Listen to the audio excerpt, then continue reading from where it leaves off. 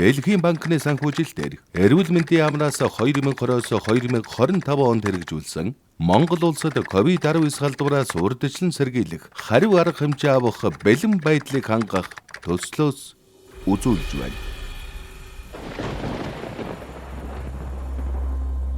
Дэлхийн хүн төрлөختөн COVID-19 аюул цар тахалтай нүүр тулж албан бус тоогоор 7 сая орчим хүн амнаас алдснаас 2118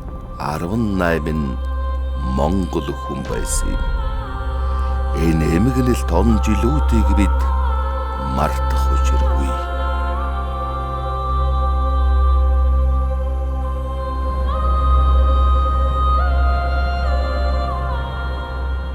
За Хятадын Ухаан хотод шинэ төрлийн тэтгэмж вирусын халдвар авсан нэг хүн нас барсан мэдээлэл ирж байна. Бүгд найрамдах Хятад ард улсын Хубэй мужийн Ухаан хотод 2019 оны 12 дугаар сарын 31-нд үлэм эдгдэх уушигны хадгалгаа гарч улмаар 2021 оны 3 дугаар сарын 11-нд Дэлхийн эрүүл мэндийн байгууллагаас COVID-19-ийг сар тахал хэмээн зарласан. Монгол улс өндөржүүлсэн бэлэн байдал шилжиж сар тахлын анхны тохиолдол бүртгэгдсэн түгшүүрт өдрүүдэд засгийн газар эрүүл мэндийн яамнаас цаг алдалгүй сар тахлыг даван туулах төсөл боловсруулан Дэлхийн банкнаас дэмжлэг авч Монгол улсад COVID-19 халдвараас урьдчилан сэргийлэх хариу арга хэмжээ авах бэлэн байдлыг хангах төслийг эрчимтэй хэрэгжүүлж эхэлсэн түүхтэй. So I think the project really helped Mongolia prepare for another pandemic. And we know that there's a high likelihood of another pandemic in the future. And it did this in 3 substantial ways. So firstly, it provided risk communication training to minority groups, both in the Western IMAGs and the Chatan people in the north. Secondly, it helped train people who work with animals and in human health to collaborate together to decrease the risk of another spillover event from animals to humans, like happened in the last pandemic. And then lastly, it really scaled up the capacity for Mongolia to store and distribute vaccines across the country. So if there is another pandemic, Mongolia can very quickly import and then provide vaccines across the country, so very many people will be protected in a very short space of time. Коронавирус сар тахал Монгол улсад эгдэж эхлэхэд бусдын эрүүл мэнд амь насны төлөө өөрийгөө зольж тэргүүн эгнээнд ажиллах эмч совлогчдын нөхцөл байдал маш хүнд байсан юм. Эрүүл мэндийн салбарын бэлэн байдал, хамгаалах хувцас хэрэглэл, амны хаалт, амьсгалын аппаратын хүртээмжгүй нөхцөл нь сар тахлыг дамжруулах өндөр эрсдэлтэй байлаа. Эрсдэл өндөр цаг үед хамгаалах хувцас хэрэглэл, амьсгалын аппарат болон эмнэлгийн яаралтай түргэн тусламжийн тоног төхөөрөмж зэрэг хөрөнгө оруулалтыг нэн шаардлагатай эмнэлгүүдэд нийлүүлсэн нь сар тахал дэгдэхээс урьдчилан сэргийлэх эхний алхам байлаа. Тухайлбал Монгол Японы эмнэлэг их нэрэ эмэгтэйчүүдийн 2 дугаар төв, улсын 3 дугаар эмнэлэг зэрэг олон эмнэлэгт тоног төхөөрөмж нийлүүлж эдгээр эмнэлгийн тусламж үйлчилгээ үзүүлэх чадварыг бэхжүүлсэн байна. Дэлхийн нийтээр ковидын сар тахалтай хүнд үед эмнэлэг бүхэлдээ улаан бус болон ажилласан. Энэ үед Дэлхийн банкны дэмжлэгтэй COVID-19 хариу үйлдэл үзүүлэх төслийн хүрээнд манай эмнэлэгт 16 онцлогын эмчилгээний өндөр чадамж бүхий вакцин, техник хангалт нийлүүлэгдсэн байгаа. Онцлогын эмчилгээний чадамжийг гүнзгийрүүлэх зорилготой эрчим тэмцэлгээний багажууд, мөн эмгэг судлалын онцлогоо баталгаажуулах зорилготой слайд сканерууд, нэн хүнд өвчтнийг тээвэрлэх боломжтой амьсгалын аппаратаар тоноглогдсон өргөний машинууд, гэх мэтлэн олон төрлийн Монгол улстай цөөн тооцогдох тоног төхөөрөмжүүд нийлэгдсэн. Үүнийхээ зүрээр эмчилгээний үр дүнгээрээ улсдаа тэргүүлсэн сайхан үр дүн гаргасан байгаа. Хамгийн сүүлийн үеийн тэвшил технологи, компьютер томографи нийлүүлсэн. Бактериологийн лабораторийн иж бүрэн тоног төхөөрөмжийг нийлүүлсэн. Бас дурангийн мэслийн зүйлийг нийлүүлсэн. Энээс гадна мэдээлэл технологи, програм хангамжийн, хоол үйлдвэрлэл ингээд бүх төрөл дээр одоо Дэлхийн банкны санхүүжилтээр хөрөнгө оруулалт хийгдээд үйл ажиллагаатай бол ашиглаад явж байгаа. Манай дээр онцлог хүмүүс ирж ирсэн. Тэр хүмүүсийн юу гэхээр жирэмсэн эмэгтэйчүүд. Мөн 0-16 насны хүүхдийг дийлэнх нь манай дандаа хэвтэж имжлүүлдэг гэсэн. Бүр нийтдээ манай эмнэлэгт бол 48,000 орчим хүнийг бидэд эрүүл мэндийн тусламж үйлчилгээ үзүүлээд эдгээгээд гаргасан гэсэн үзүүлэлт байгаа юм.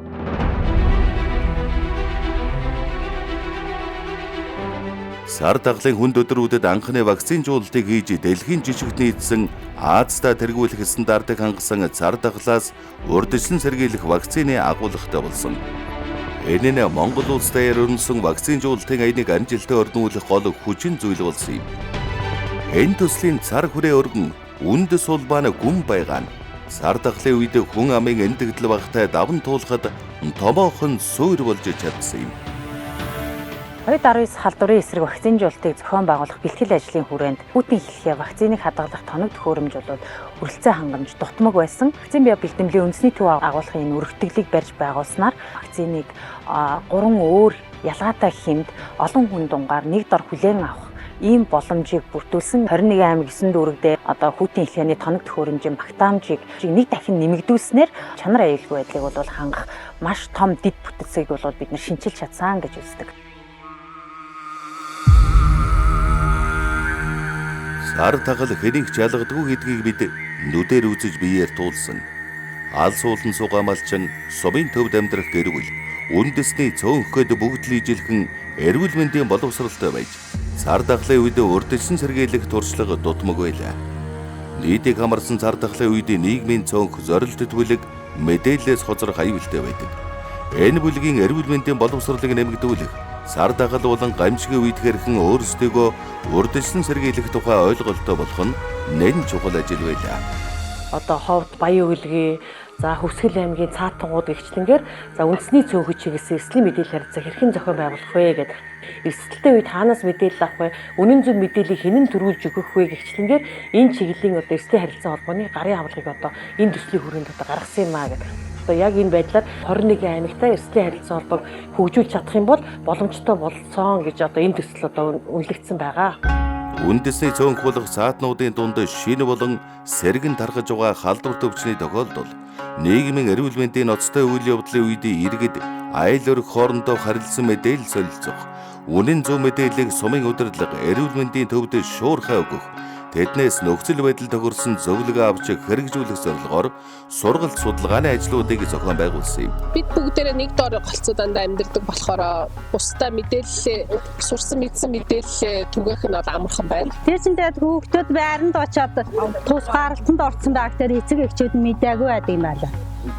Мэдээлэл бас авахд сум руугаа бас орж иж мэдээлэл авах та тэр нь жоохон бэрхшээл гарах байх.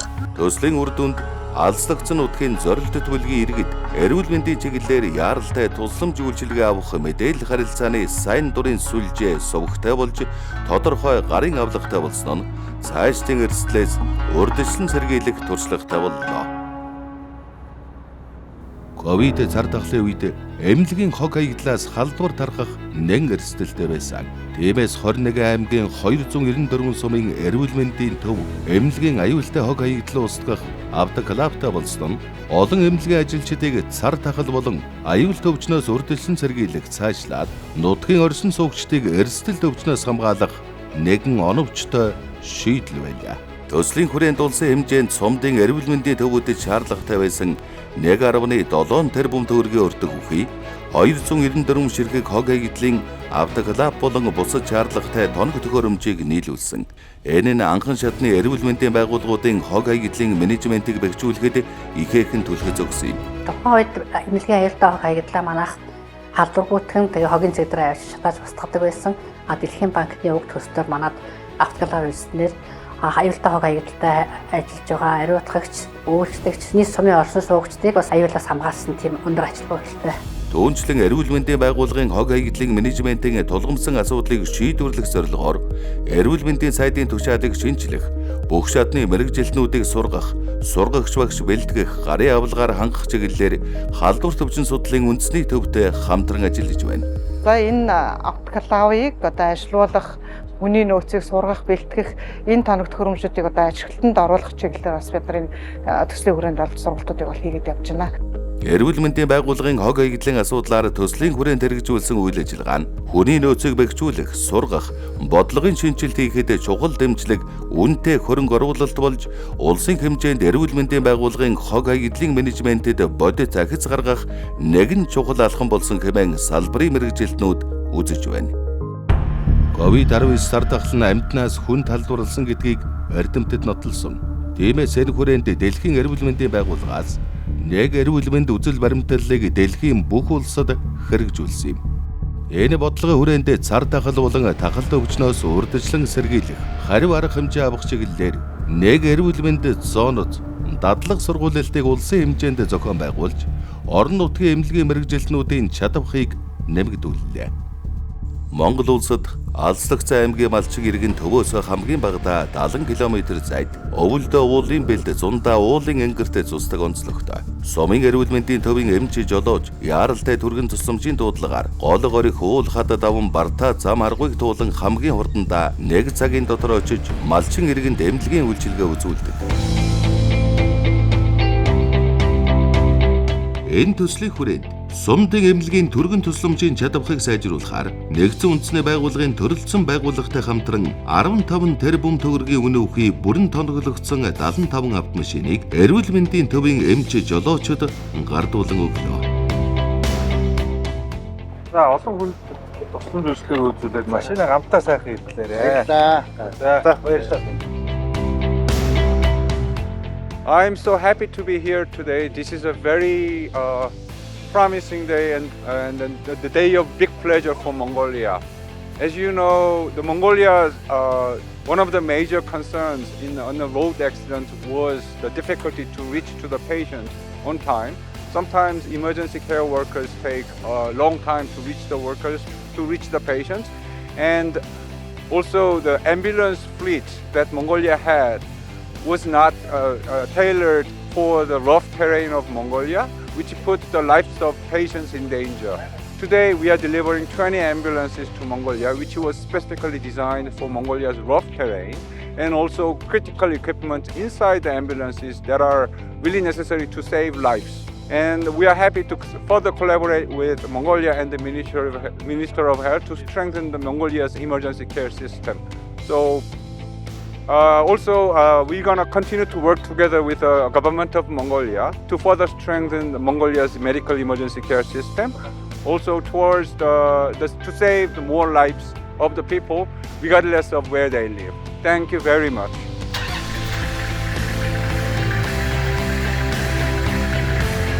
Өөрөөр нийлүүлэгдэж байгаа энэхүү автомашин бодвол бидэнд яг шаардлагатай тоног төхөөрөмжийг өөртөө агуулсан, за мөн тулах чадрын хувьд маш сайн учраас иргэдэд хүргэх, яаралтай сүнчийн цагийг богиносгох чадвартай гэдгээр бол давуу тал болж өгч байна. Тэгээд энэхүү төслийг санаачлан зохион байгуулж энэ олон техник хэрэгслээр хангаж өгж байгаа төслийн баг хамтанд маш баярлалаа.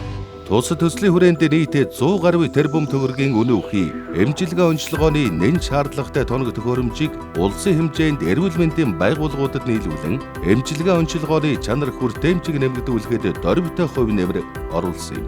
Үүнд жишээлбэл 5.6 тэрбум төгрөгийн хүйтэн хэлхээрийн тоног төхөөрөмж, орчин үеийн дэвшилтэт технологийн техник болон програм хангамжтай 4 иж бүрдэл компьютертэй томографийн аппарат, 15 иж бүрдэл хиймэл оюун ухаан зөвөрлсөн зөөврөөр ашиглах боломжтой рентген аппарат, 27 иж бүрдэл зөөврөөр ашиглах боломжтой эхо аппарат зэрэг тоног төхөөрөмжийг нийлүүлэн эрүүл мэндийн тусламж үйлчилгээний чадварыг нэмэгдүүлэхэд чухал хөрөнгө оруулалт болсон юм. Монгол улсын засгийн газар эрүүл мэндийн яамнаас цар тахлын үед цаг алдалгүй боловсруулсан Монгол улсад COVID-19 халдвараас урьдчилан сэргийлэх, хариу арга хэмжээ авах бэлэн байдлыг хангах төслийг Дэлхийн банкны дэмжлэгтэйгээр амжилттай хэрэгжүүллээ. Эрүүл мэндийн яам болон Дэлхийн банкны төлөөллүүд уулзаж төслийн үр дүн, цаашдын хамтын ажиллагааны тухай хэлэлцлээ. Дэлхийн банкны төсөл маань ковид цар тахал эхлэх үеэс ахуулаад одоо энэ цар тахлыг амжилттай даван туулахад маш их зүйлүүдийг шийдсэн. Одоо вакцинжуулалт, шаардлагатай тоног төхөөрөмж гэх мэтлэг манай улс ч одоо ковид-19-ийг харьцангуй одоо бага хохиролтойгоор даван туулсан оронд тооцогдож байгаа. Энийг бага хохиролтой даван туулахад шаардлагатай ялангуяа тоног төхөөрөмжүүд дээр маш их хөрөнгө оруулалт энэ Дэлхийн банкны энэ төслөөс гарч олон хүний амнаас эрүүл мэндийг аварсан ийм төсөл болсон учраас маш их үр өгөөжтэй төсөл болсон гэж ингэж харж байгаа.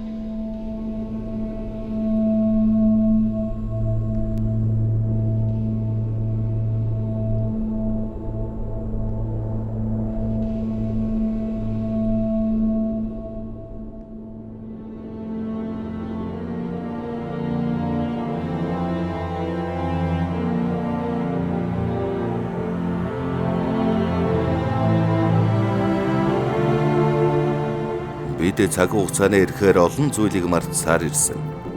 Гэвч хязээч мартаж болохгүй аюултай цар тахлын үед Эрдэнэт хүний амийг аварч амьдруулах үүрэг засгийн газар болоод эрүүл мэндийн салбарынханд оногдсон юм.